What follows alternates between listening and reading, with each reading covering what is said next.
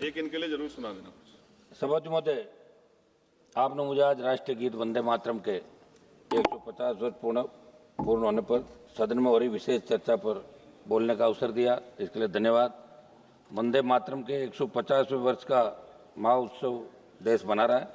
ये पुण्य अवसर हमें नई प्रेरणा देगा, कोटि कोटि देशवासियों को नई ऊर्जा से भरेगा। इस दिन को इतिहास की तारीख में अंकित करने के लिए भी आज सब लोग जिस तरह मिलकर कर रहे थे, एक दुर्भाग्य इस बात का जो संख्या उसके अंदर होनी चाहिए वो लोग इसको इतना सीरियस नहीं ले रहे हैं जितने इधर के लोग ले रहे हैं। इधर के नेता बात कर रहे थे, अब तो कोई नहीं दिख रहा, 3-3, 4-4 लोग बैठे हैं। ये तो हम सिंगल मेंबर हैं जो कोरम पूरा कर रहे हैं आपका लोकसभा का। इसका समय मिलेगा एक दो अध्यक्ष सभापति महोदय, मैं इस देश के महापुरुषों को, अनगिनत स्वतंत्रता सेनानियों को, भारत माँ के संतानों को वंदे मातरम इस मंत्र के लिए जीवन खपाने के लिए श्रद्धापूर्वक नमन करता हूँ और देशवासियों के अवसर पर मैं बधाई देता हूँ। सभापति महोदय, मेरे से पूर्व वक्ता हमारे नगीना और हैदराबाद से आने वाले सांसदों ने जो बात कही इस देश के वर्तमान हालात की, वंदे मातरम की रचना बंकिम चंद्र चट्टोपाध्याय ने 1875 में की थी और बाद में 1881 के अंदर उनके उपन्यास आनंद मठ में ये प्रकाशित हुआ।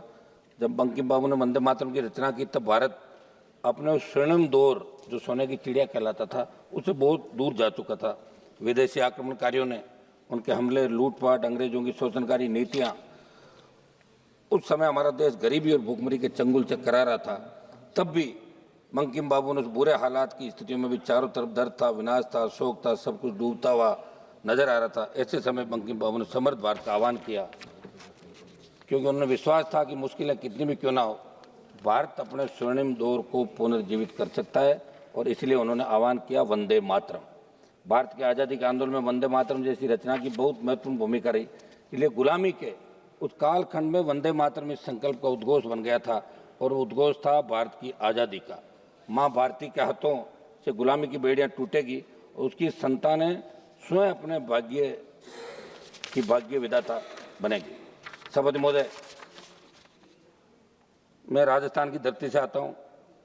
ये धरती भी शक्ति एवं भक्ति वीरों की धरती रही है। हमारे से भी बहुत से स्वतंत्र सेनानियों ने, बहुत से लोगों ने आज़ादी के आंदोलन में शहादत दी।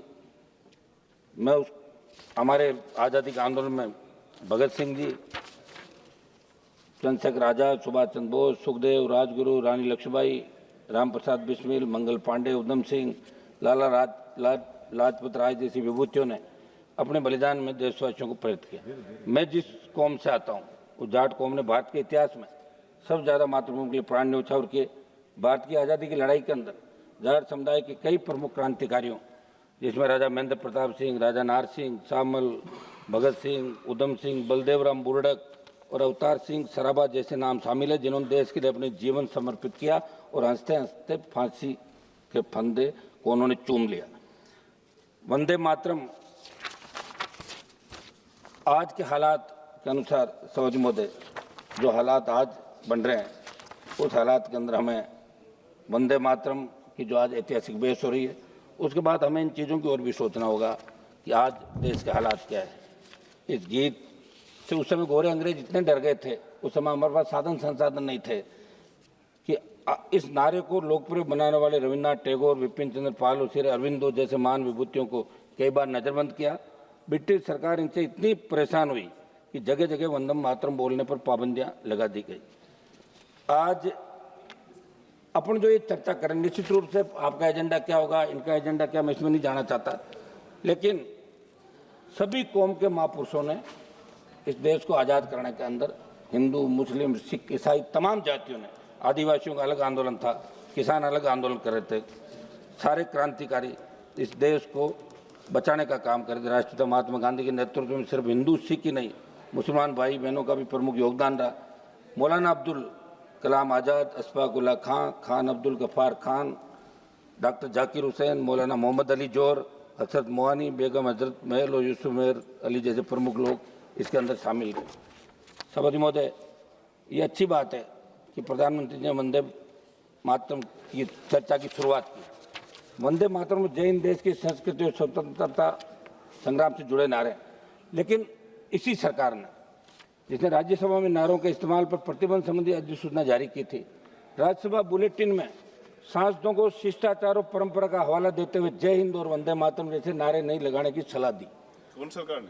इसी सरकार ने। जब तो सरकार का नाम आती घंटी, तो यहाँ तो कितना फैल के गए लोग, थोड़ा बहुत तो बोलने दो था। जब इन्हीं पर चर्चा करते हैं तो बहुत कुछ आक्षेप लगता है। उम्मीद है कि वंदे मातरम पर व्यापक और सार्थक चर्चा होगी और ये चर्चा पश्चिम बंगाल चुनाव को ध्यान में रखकर किसी एजेंडे में न बदल जाए। चर्चा राजनीति से ऊपर उठकर देश हित को प्राथमिकता दे। लेकिन ये दुर्भाग्य कि आज चर्चा में भाजपा के ज़्यादातर लोग राजनीति कर रहे थे और कांग्रेस वाले है नहीं। ये भी बड़ा दुर्भाग्य। आप देखिए, वर्तमान सरकार के ऊपर नहीं बल्कि देश के सामने मौजूद जटिल समस्याओं, महंगाई, बेरोजगारी, आर्थिक विकास, महिला सुरक्षा, किसानों की व्यापक समस्याओं, सांप्रदायिक हिंसाओं, समाज में बढ़ता अपराध, युवाओं में बढ़ता नशा, इन पर रोक देने की आवश्यकता है। हाल ही के सितंबर महीने में इनके जो जिनको लोग गोदी मीडिया कहते हैं, मोदी मीडिया, इंडिया टुडे सी वोटर द्वारा किए गए सर्वे के मुताबिक पीएम के नेतृत्व में पिछले 11 साल में उनकी सबसे बड़ी जो असफलता बताई बेरोजगारी। 27.1% लोगों का मानना है कि बेरोजगारी सरकार की सबसे बड़ी असफलता। 6.5% लोगों ने आर्थिक उन्नति को धीमे होने की बात कही। 5.8% लोगों मतलब मोदी सरकार के तो अल्पसंख्यक समुदाय में भय का माहौल। 5.3% लोगों मतलब महिला सुरक्षा और 4.8% कह रहे हैं कि आतंकवाद को न संभाल पाना भी दिक्कत है। बहुत उम्मीद करी थी, मैं भी आपके एनडीए में था पिछली बार जब जीत के आया था। और ये जो हालात अभी ऑपरेशन सिंदूर और उसके बाद बना, जब 14 में सरकार आई, 19 में आई, 24 में आई, तो नौजवानों ने एक सपना सोचा कि अब शहादत नहीं होगी बॉर्डर पे, अब देश सुरक्षित हो गया। लेकिन अभी उतने शहीद हो रहे हैं हमारे लोग, तो ये शहादत कब रुकेगी ये देश जानना चाहता है। मैं एक घटना का जिक्र करना चाहूँगा सऊदी महोदय।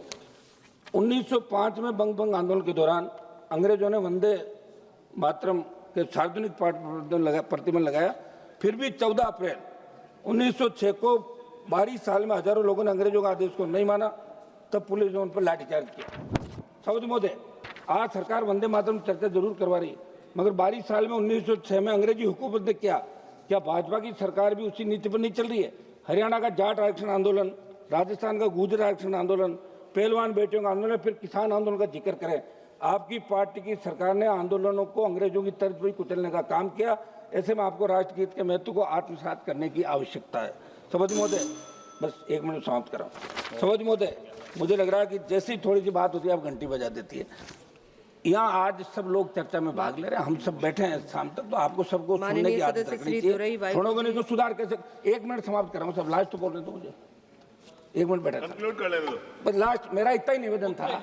आज अपन ये इतनी बड़ी चर्चा करें, हाउस चल रहा है, इंडिगो की फ्लाइटें रद्द हो गई, लेकिन आज 5:30 बजे इंडिगो फ्लाइट के अंदर जो लूथरा ब्रदर्स दोनों भाई है, जो गोवा के नाइट क्लब में आग लगी, 27 लोग मारे गए और इंडिगो फ्लाइट से दोनों भाई भाग गए यहीं से।